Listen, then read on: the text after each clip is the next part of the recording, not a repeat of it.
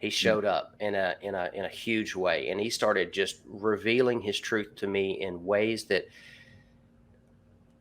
I mean, it's miraculous. It really is. Not only have I been able to see the scriptures open up in ways that are absolutely astonishing, but I've been able to partake in a lot of the physical, literal aspects of truth being revealed.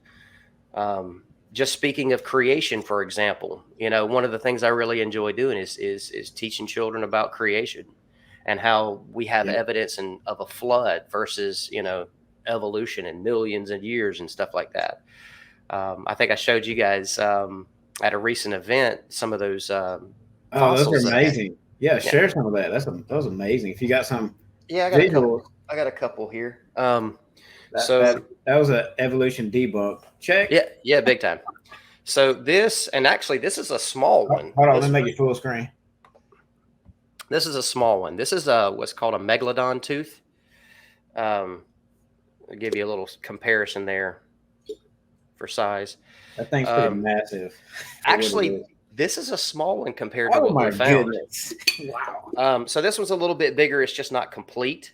So that kind of gives you an idea. But megalodon teeth have been found up to about 7.75 inches.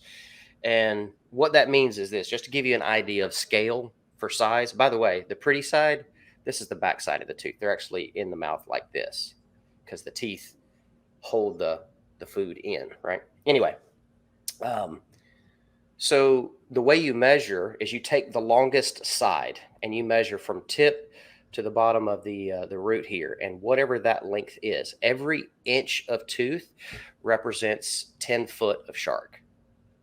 That's the way they measure.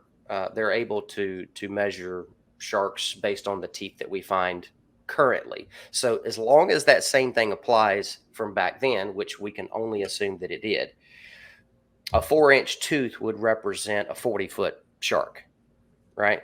That's a big boy. So Yeah. 7.75 inches, you're talking about an over 70-foot shark. I don't want to come across that joker. That's a couple of school buses. You know what I mean? Like Yeah, that's big. that's a big dude. So this is, like I said, this is a megalodon shark tooth.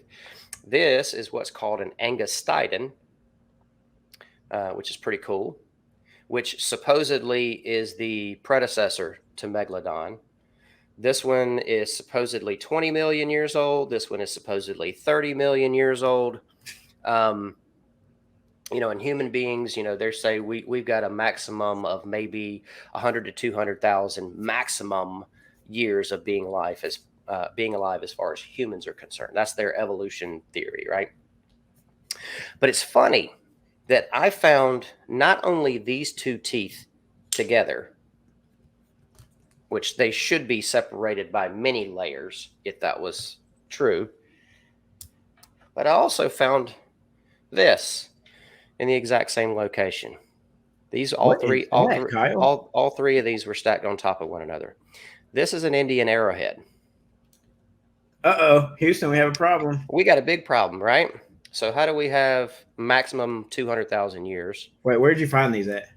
For context. So we find them in different ways. I live in coastal Georgia, and so we hunt for these in coastal Georgia and coastal South Carolina. We dig them up, and we also scuba dive for them. So we dive in the rivers and what's called black water. You can't see anything. You're braille diving, as we call it. Just down there feeling for triangles. So anyway, it's really cool to be able to debunk all that mess that's out there.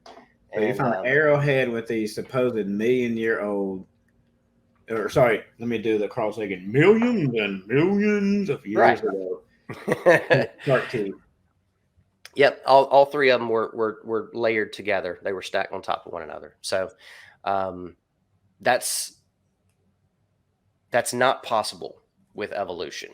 That's not possible with the whole Big Bang theory. That's not possible with the theories upon theories that they try to throw out there. That's proof, or evidence, I should say, of a worldwide flood. And creation and the scriptures, so on and so forth. You got it.